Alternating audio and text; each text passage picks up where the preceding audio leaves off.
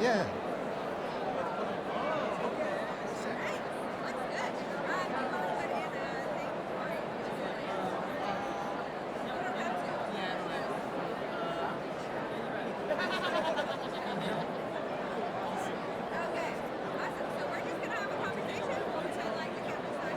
Okay.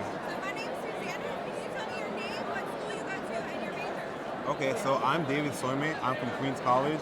I was born and raised in Jamaica, Queens. I'm actually a computer science major. Uh, yeah, actually, one of the things I say is that you can call me Queens, but don't call me Queen, because the only Queen I know is Beyonce.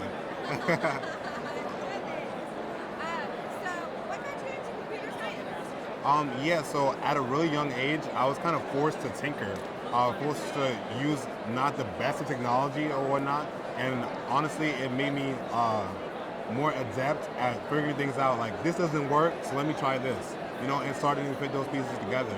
And more importantly, like I wanted to see how technology could help people, because my own mother is physically impaired, right? And she's a stay-at-home mom, and she's like, I'm a mama's boy, so I love her and all that.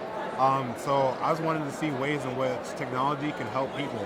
So that's what really got me robustly interested in technology.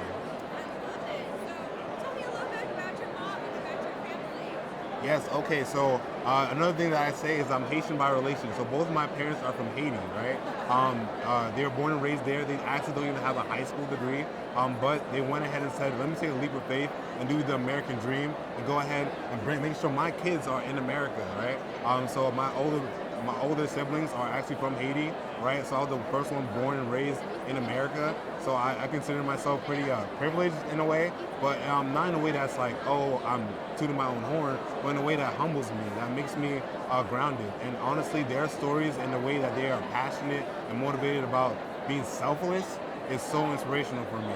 And I think also applying that to what it looks like to be a leader in this day and age is so important because a leader of tomorrow is selfless, and brings other people along with them as a team player. So, yeah, does that answer your question?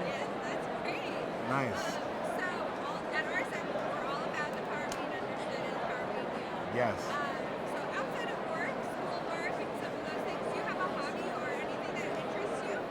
Yeah, so I'm actually a lead mentor with this organization called Young Life.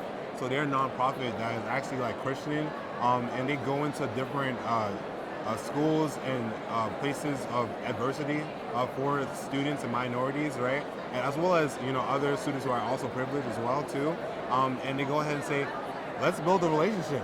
Let's earn the right to be heard.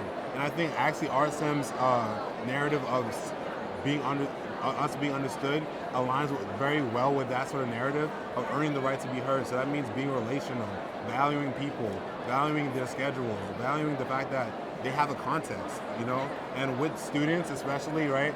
They do have a context. They do have busy lives in their own ways, but they also have a lot of free time too. And that's one of my hobbies. And actually, in addition to that, I'm also a poet. So I've done some spoken word in my high school years, and so I would also advocate for youth and diversity there. I would advocate for investment in helping people, and more importantly, not only like those people in general, but like people who are impaired not only physically, but mentally, emotionally, because again, that's the full scope of what a person is. There are multiple aspects and components, and that's the spirit of RSM of being understood, and that's why it's like, even though I'm not a finance and accounting major, I see the opportunities with technology at RSM. I'm like, oh snap, this aligns with me, and I align with them, so oh, perfect match. So it's pretty exciting.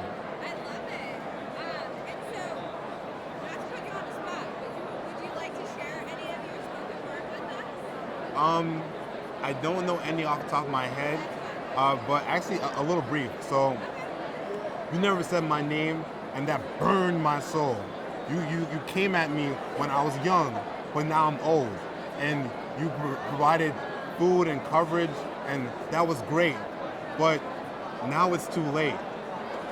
So, eh, thank you. Yeah, thank you.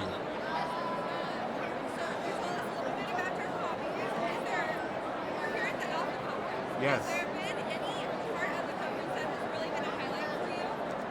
I would say a highlight for me It's just a focus on family, because the Alpha Conference again is originally a Hispanic community, and being in Queens, I get exposed to the Hispanic community a lot because I go to Queens College. It's pretty diverse, and I get exposed to that whole idea of putting family first, and putting relationships first. And I think at the Alpha Conference they've been doing that. So when I hear network, the other thing I hear is wisdom, And it's like people who are more seasoned, as I like to put it, right? Going ahead and instilling wisdom in us is so valuable. So that if we're not even able to get those offers at the end, or we're not able to get those, positions, it's so impactful that people are instilling wisdom in us. Because it's like, I'm young, I can't possibly know the world.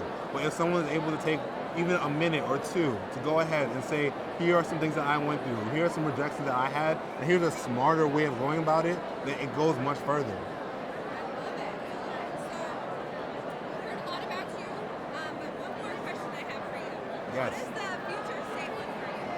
What is professionally, personally, what's that future goal when you retire, or your next step, your final goal in life? What is that? I would say, very simply, pay it forward. So, actually, in my own community, as a Young Life leader, I've been able to pay it forward as far as like, I take down notes on everything so that I can say that, again, sorry, what's your name again?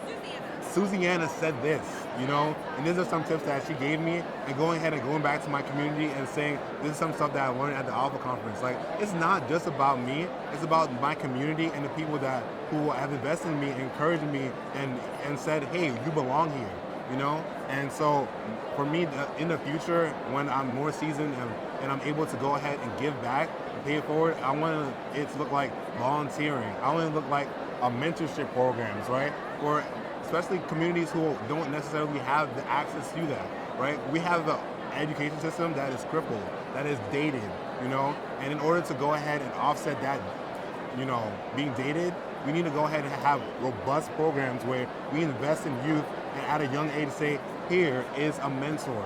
Here is someone who is going ahead and saying, listen, you are valuable, and I see that you have a grand future in front of you, and I'm going to go ahead and spend the time to come from a place where I have a grand future and say, here's some tips. Because again, the name of the game is working smarter, not harder. So if I could do that in my future and give back to my community in Jamaica, Queens, again, it's a rough neighborhood, then it'd be great. Because so often I see people, lives are taken in front of them. Like, people will get murdered, people who lose their parents, like stuff of that nature.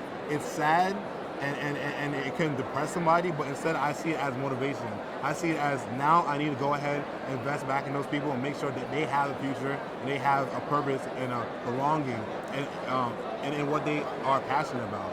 It doesn't have to be technology. It doesn't have to be finance, right? It can even be the arts. But saying, I encourage you, thank you, I see you, you are acknowledged, goes such a long way.